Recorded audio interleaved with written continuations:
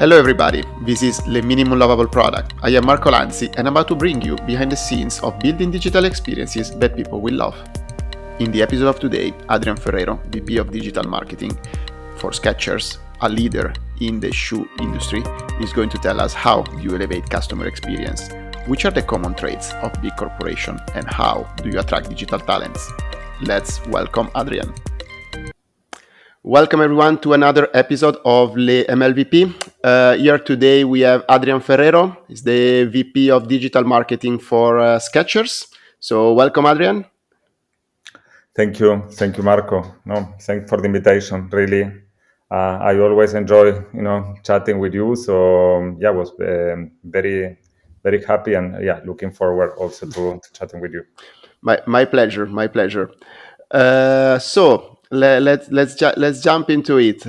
Topic I know that it's really close to your heart. So customer experience. How do you elevate it? Do you what it means elevate the customer experience? Can you tell us a little bit more about it? Yes, sure. I can tell you, and maybe I can also do a bit short introduction. My path, and because I think that also, it's like what has been driving me as well more into customer Yeah, experience. that will be awesome. That will be awesome. Cool. So originally I'm an engineer. So I love technology, but I always had as well passion, for the consumer. And for me, what it really makes things, exciting is, where you combine both and Okay. really look into technology and all the opportunities you have in technology, and how you make this, you leverage this to make a better, experience for the consumer, and to engage, also within, and provide also, an end-to-end, a Yeah. better experience. So to your question of how you do elevate the experience. The first things pops to my mind is actually something you were always like a mantra when I was also at P&G, that you said the consumer, always start with the consumer. So what is, because a good experience, what it is what is a good experience for you, and is for the specific product, service, etc. that you are looking for. So it's start with this very in-depth knowledge, and it's never too much. I think everything you can do also to learn to know your consumers, your the expectations. That's always important, and should be always the starting point. And then it looks like also what is important is look at the end-to-end journey. I think journey mapping, also one of the buzzwords, but what I'm kind of very keen, typically you have more of these linears, like journey, like okay, start and end. I'm a big fan of more of this, thinking of this as a circle, always, because it starts, with engaging, doing everything, to attract and to inspire, people, when you are just looking for something, maybe not even looking for something, to raise already, your awareness there.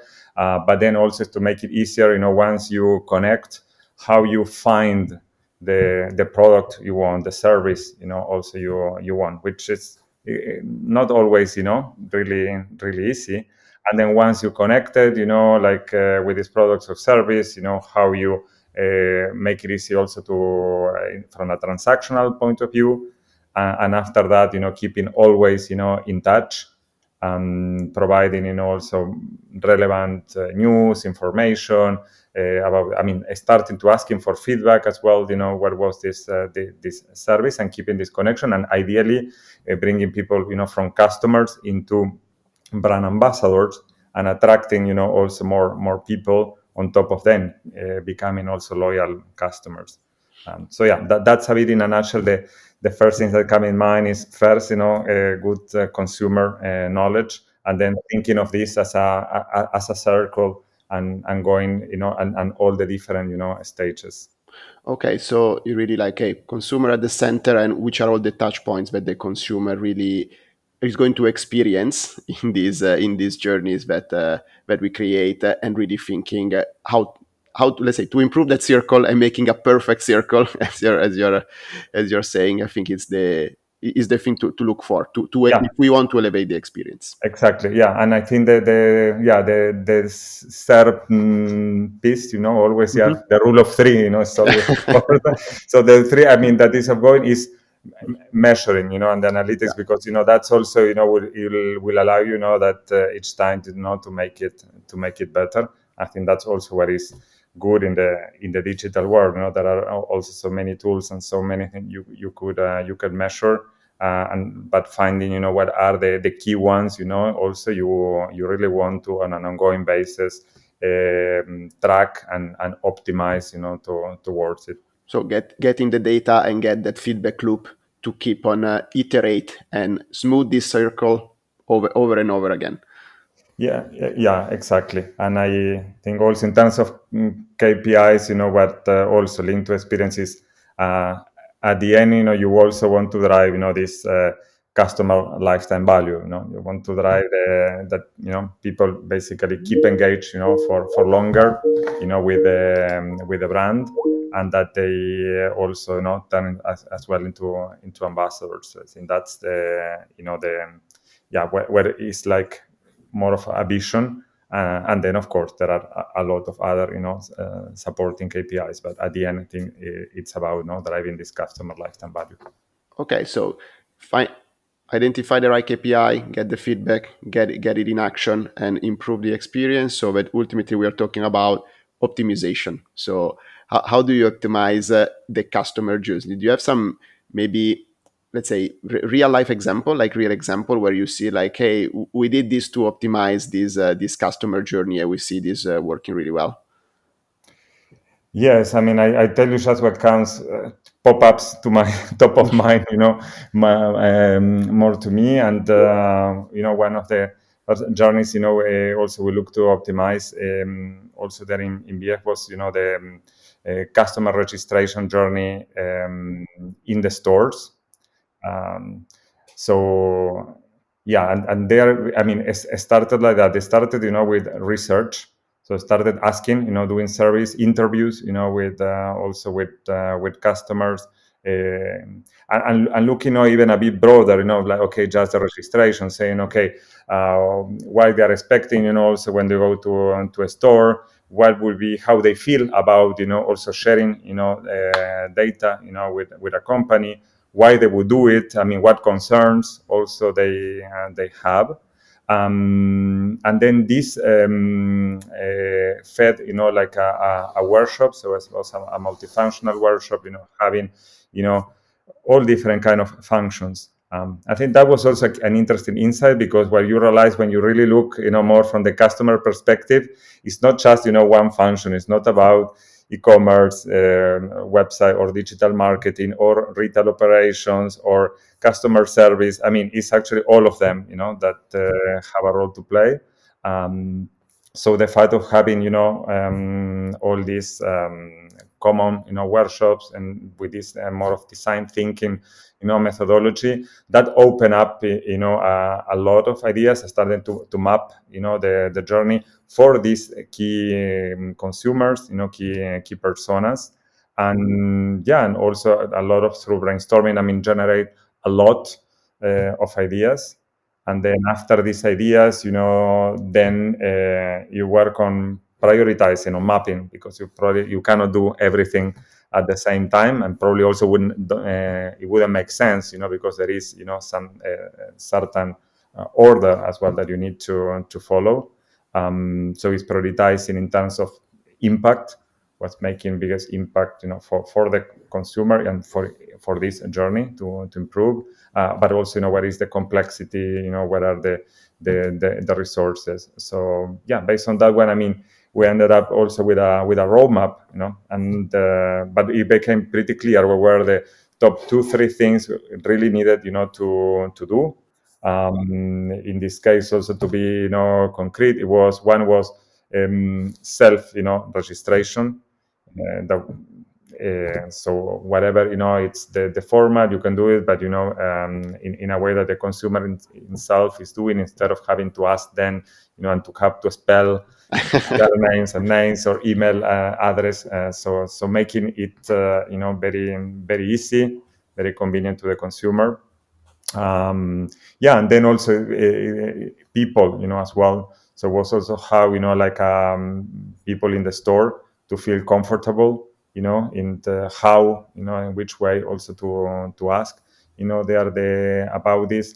And then the other one is also communicating better about the benefit. What is in it for me? Why when I buy a pair of shoes or a jacket, why should I give my contact Yeah. details.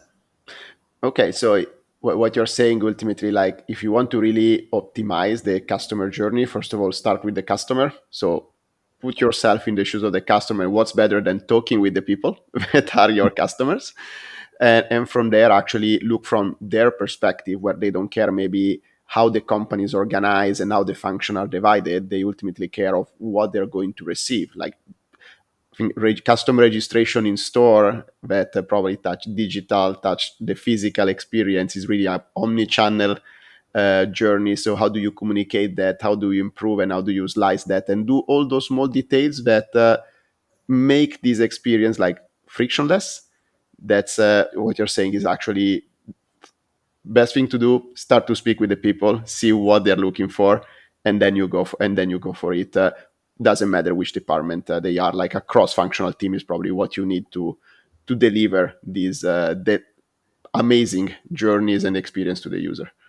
Yeah, no, you recap it very very well. And if there is one thing I asked me to highlight, I said is exactly that one. Start with the consumer. I mean, and that's also because this can sound very easy or very clear when you on paper, but when you are in a real situation, you are confronted, you have different inputs, different pressures, etc. So yeah, going back to the consumer, that's for in my case it's always helping, and having always as a north star, because we tend to do all have our experience and our assumptions, and tend to think that what we the way we see it is like how everybody sees it.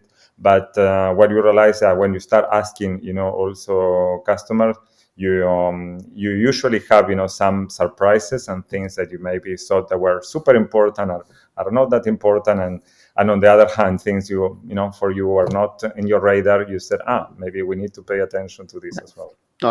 No, totally. Like assumptions and personal assumption and what happened in the reality.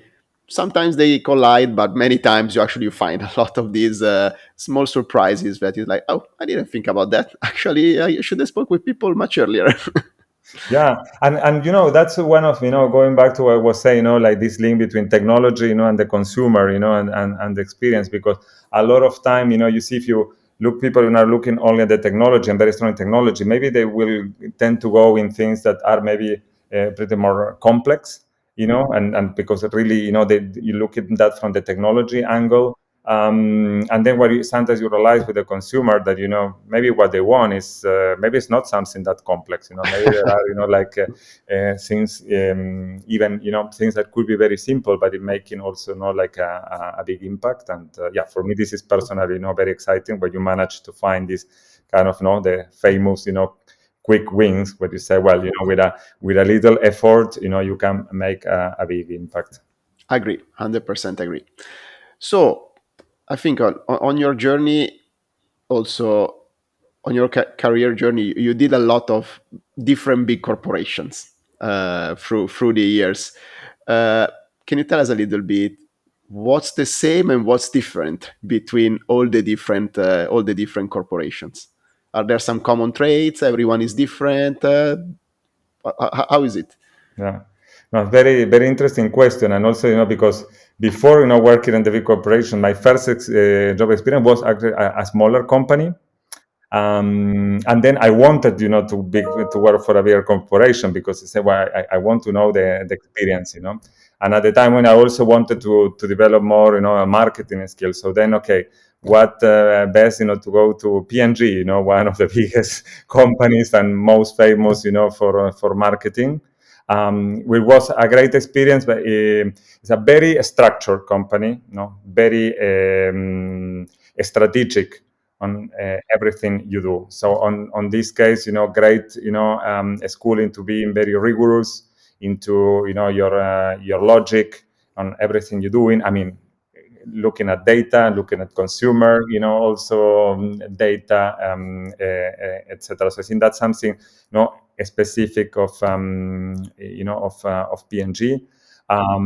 Then I mean, if I jump, to my experience now in Skechers, and I mean, it's just, a couple of months, so take that, also, with a pinch of salt. But it's a bit of the other extreme in the sense, it's much more flexible and very pragmatic.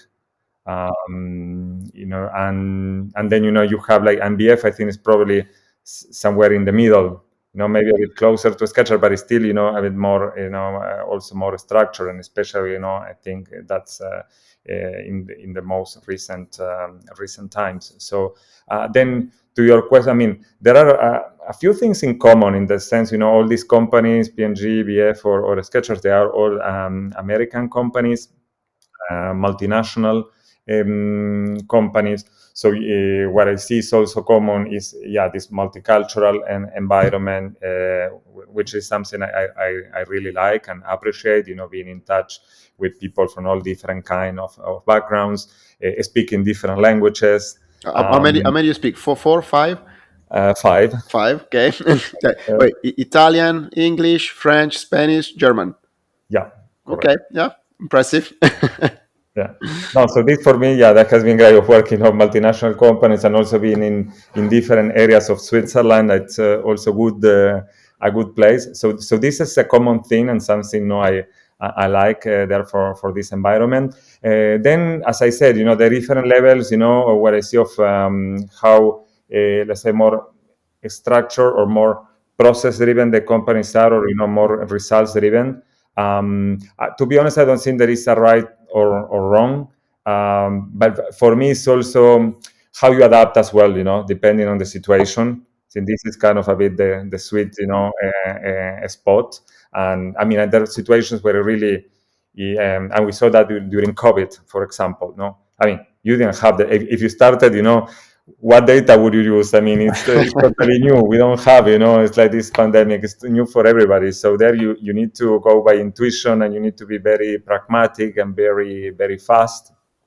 But then on other areas, I mean, maybe, you will need to think, I mean, they will have, like, if you're talking about digital architecture or areas like that, I mean, they will have very big implications, and maybe, for some time. So maybe in these areas, yes, it makes sense, that you are more structured and more rigorous, and, not jumping, too much to conclusions. Okay.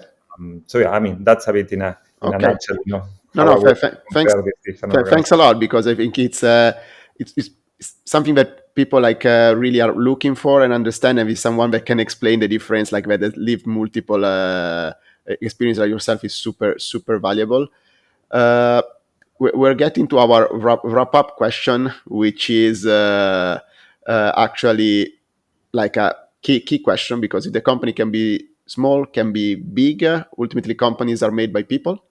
So I know, like, especially in the digital market right now, finding resources, it's quite a challenge. So what's your experience with it? How do you do it? How do you solve it? Do you have a silver bullet, some magical potion? What do you do?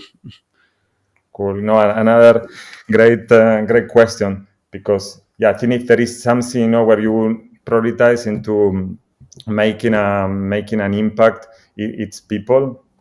So technology is not the problem. There is so much great technology.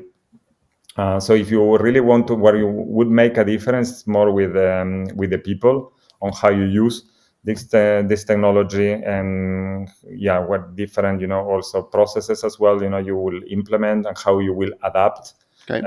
also to new realities. It's not an easy one, especially I think in these times, because more and more companies, I think also COVID there has been a catalyzer, to companies invest more and realize more about developing digital and thinking more consumer centric, developing customer experience. So it's not an easy one. I mean, what I would highlight as a tip, or at least something has been working for me, if into a struggle finding the ideal profile who matches all the criteria and scores 10 out of 10 in every single line. I would always prioritize more about attitude, personality, and motivation for the role. So a bit more of the softer aspect, versus a bit more of the harder skills.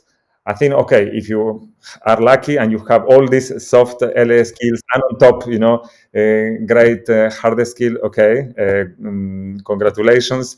But then if not, hard skills can be learned. So you maybe need to be a little bit more patient.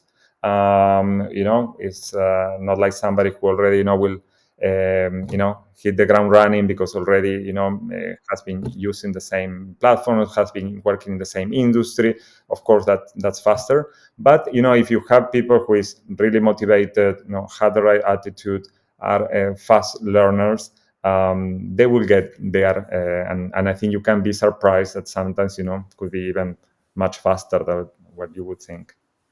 Okay, no, so thanks a lot for that. So ultimately saying, between the challenges of finding the right candidates, focus first on attitude and those soft skills. The people that are willing and want to learn will learn and will succeed. Of course, if you get the hard skill, you hit the bonus, say awesome. But first of all, look in the soft skill, and I really agree with you. Like, attitude is really what can make a difference. Because anyhow, especially if you work also in the digital world, what you know today is gonna be old 6 months from now. So if you want to stay relevant, you need someone which has this drive to keep learning, keep testing, keep maybe put himself in the game and change also the perspective of how things are working, because the world is changing. So totally, yes, exactly, yeah, and keeping flexible. I think that's also the key, in this world, because it could be even the same role depending on the company. There could be different level of maturity and the skills that were relevant for a special phase in the company, or there maybe that would be different at another stage. So yeah, that's would also, I mean, from my humble opinion, I would advise some people to always stay flexible and open for different opportunities, or to develop different skills. okay, so flexibility, attitude, and flexibility, definitely two key traits for looking to people. Cannot agree more.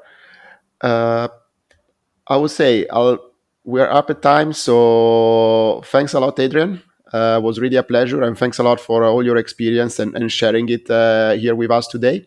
So I really thank you for this, and I'm actually looking forward to continues our chat, like here and offline, of course, in the coming future. Great. No, thank you, Marco. And I mean, I really confirm my expectation. I really enjoy it. And when you mentioned, okay, it's a casual chat and it's with you, I said, yes, of course. Let's do it. A real, honestly, I really enjoy it. Thank you. Thank you. Too kind. And thanks a lot. And I'll see you soon. Cheers. Bye. Bye-bye. Thank you for listening. I hope you enjoyed the show. If you're keen to leave a review or subscribe, it helps more than you know. I hope to see you soon in the next episode. Stay tuned.